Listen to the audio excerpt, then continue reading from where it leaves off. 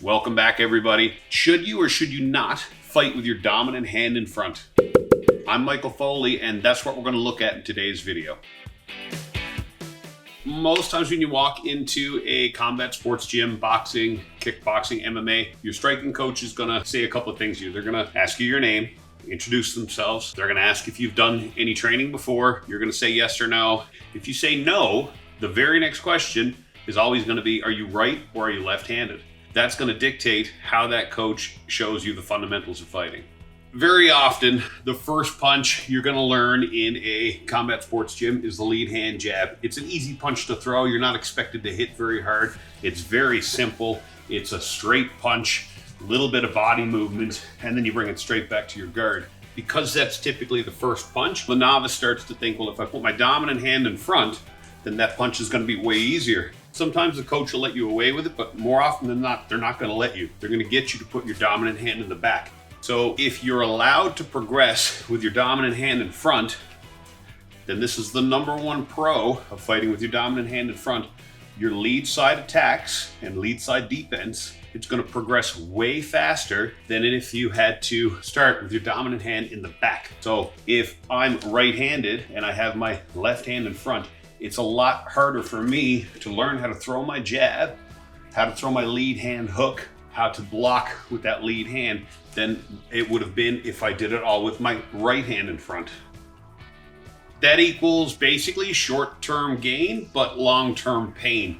I'm letting myself develop the easy punches with my lead hand, but over the long term, it's going to be a lot harder for me to develop my cross, my rear uppercut with my weak hand in the back. Speaking from experience as an athlete, I'm thankful that my coach at the time told me to put my dominant hand in the back and learn how to throw balance punches from here. I've often seen people come into the gym and they're right-handed and they put their right hand in front and then they struggle to develop their rear side for everything. I don't want you to get this confused with being a southpaw. A true southpaw is somebody who's left-handed who has their left hand in the back. A right-handed, right-hand dominant fighter with the right hand in front, they're selling themselves a little bit short because now their weak hand, their non-dominant hand that they got the least amount of control over is in the back. And the long-term folly of having your lead hand in the front, from what I've seen, my experience is that people who have their dominant hand in front end up doing most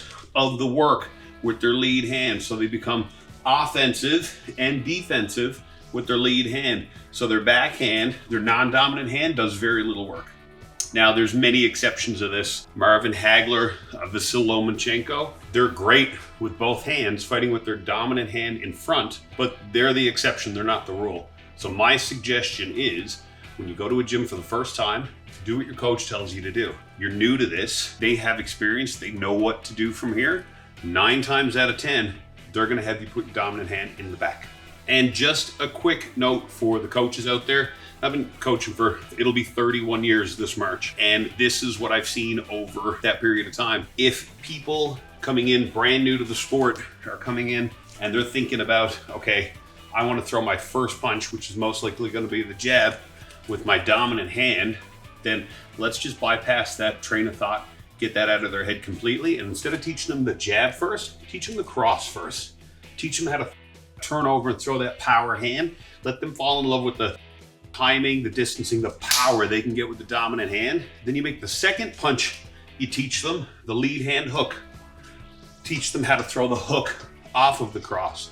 And then the third punch should be the jab. The mentality behind that is you teach them that the jab becomes the measuring stick to catch the distance that they need to then be able to throw the power punches, which would be the dominant hand in the back cross and rotating towards your dominant side with your lead hand hook.